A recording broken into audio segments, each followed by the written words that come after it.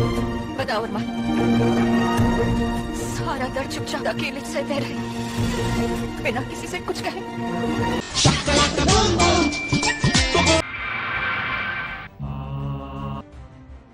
शायद आपको आपका पास्ट याद आ गया होगा। आज हम बात करने वाले हैं 90s के उन जेनजीज की जिसमें हम भी आते हैं। वो जेनजी जो 1995 के बाद पैदा हुए और 2014 के पहले पैदा हुए हैं। आज हम उन्हीं लोगों के बारे में बात करने वाले हैं।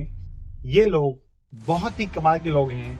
ये उस जनरेशन में पैदा हुए हैं जब इन्होंने कंप्यूटर से लेकर मोबाइल के आविष्कार को भी देखा है। और तो और इन लोगों के टाइम पर हर तरह के रिसोर्सेज अवेलेबल होने के बाद भी ये उन रिसोर्सेज का यूज नहीं कर पाए। आइए सबसे पहले जानेंगे हम लोग कि जनरेशंस कितनी होती है। 1901 से 1927 तक की जनरेशन को ग्रेटेस्ट जनरेशन कहते हैं। इस जनरेशन ने बहुत दुख झेले हैं। उसके बाद आई 1928 से 1945 की जनरेशन। इस जनरेशन को साइलेंट जनरेशन कहते हैं। इस जनरेशन के टाइम पर ही वर्ल्ड वॉर हुआ था, एटॉमिक बॉम्ब वॉर हुई थी। फिर 1946 से 1964 की जनरेशन को बेबी बूमर्स कहते हैं। फिर इसके बाद 1965 से 1984 की जनरेशन जो आई उसे जेन एक्स कहते हैं। और 1981 से 1996 की जनरेशन जो है उसे मिलेनियम नाम दिया गया। और 96 के बाद 2014 तक जो जनरेशन है वो है जेन जी। जेन जी जो है एक स्टडी के अनुसार सोशल मीडिया का यूज सबसे ज्यादा करती है।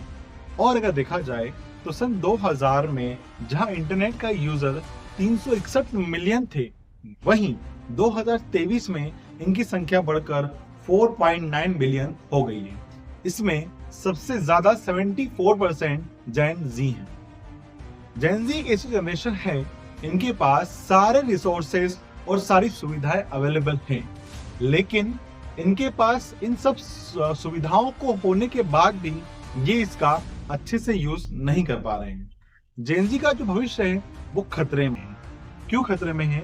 क्योंकि अगर देखा जाए तो 2010 के पहले सारे जो लोग हैं वो इंजीनियरिंग के पीछे भाग रहे थे। और उसके बाद अब जो स्टूडेंट्स हैं वो कहाँ भाग रहे हैं? वो भाग रहे हैं गवर्नमेंट जॉब्स की ओर। तो बात करें तो जो जेन जी है वो चलते हैं भेड़ चाल। सोशल मीडिया का सबसे ज्यादा मिसयूज अगर किसी ने किया है तो वो जेन जी ने किया है। अभी नहीं, देख लो। पुष्पा नाम सुन के फ्लावर समझे क्या? फायर है मैं, झुकूंगा। अगर हम देखें तो जेन जी इतनी फालतू जनरेशन है जिसके पास बहुत टाइम है, जो अपना टाइम वेस्ट करने में बिल्कुल भी शर्माती नहीं है। हर समय इनके पास फोन होता है, मोबाइल होता है और वो चेक करते रहते हैं किसका मैसेज आया होगा, किसका मैसेज नहीं आया होगा, किसकी गर्लफ्रेंड ने मुझे मैसेज किया होगा या किसके बॉयफ्रेंड ने मुझे मैसेज किया होगा। इस तरह के ख्याल इनके माइंड में उपजते रहते हैं। लेकिन जहां बात पढ़ाई की आती है वहां ये पढ़ाई नहीं करते हैं। मैं गिने चुने लोगों की बात नहीं कर रहा हूँ, लेकिन मैक्सिमम जो स्टूडेंट्स हैं वो जेन जी जो हैं वो पढ़ाई नहीं करते। और एक इनका सबसे अच्छा तरीका है, हमेशा एग्जाम के पहले अपना व्हाट्सएप, फेसबुक अनइंस्टॉल कर देते हैं। ये प्राणी अपने 4 से 6 घंटे शॉर्ट्स या रील देखने में लगा देते हैं। रही बची कसर टिकटॉक और इंस्टा रील ने पूरी कर दी है। आजकल लोग अपने आप को ये हीरो समझने लगते हैं और इसके बाद जो लड़कियां हैं, जो पापा की परियां हैं, वो खुद को हीरोइन समझने लगी है। बिल्कुल एकदम हीरोइन की तरह। इस जनरेशन की सबसे बड़ी समस्या है बेरोजगारी। अगर कहीं पर कोई चपरासी की वैकेंसी भी आती है तो भाई ये एमबीए वाले और पीएचडी वाले पहले घुस जाते हैं। भाई चपरासी की वैकेंसी जो है वो 8th पास या 5th पास का क्वालिफिकेशन मांगती है, लेकिन भाई समस्या तो तब खड़ी होती है जब इनसे ये भी पास नहीं हो पाते। मतलब ये चपरासी बनने के लायक भी नहीं है because of our education system. इस जनरेशन के लोग भगवान में बिल्कुल भी विश्वास नहीं रखते हैं। हाँ, कभी कभी कोई न्यूज चैनल पे कोई बाबा बता देगा कि आपको ऐसा करना है तो वो जरूर करते हैं। इसके बाद भी इनके मन में सबसे बड़ी चीज होती है रील्स बनाना और भगवान के लिए साथ में सेल्फी खींचना। ये मंदिर जाएंगे तो सबसे पहला काम करेंगे सेल्फी खींचने का।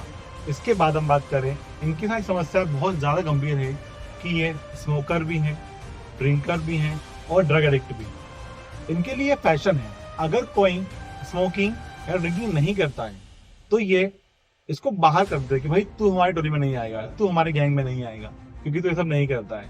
तू माता पिता का सीधा साधा बच्चा है, ममाज बॉय है, इस तरह की बातें उसको बताकर उसको भी ये स्टार्ट करवा देते। इनके रिलेशनशिप स्टेटस हमेशा ही सिंगल होते हैं, फिर चाहे इनके 4 बॉयफ्रेंड क्यों ना हो, और लड़कियों के चाहे लड़कों, राइट। इनके लिए रिलेशनशिप का मतलब ओनली फिजिकल है, क्योंकि इन्हें बस अपना मतलब निकालना होता है।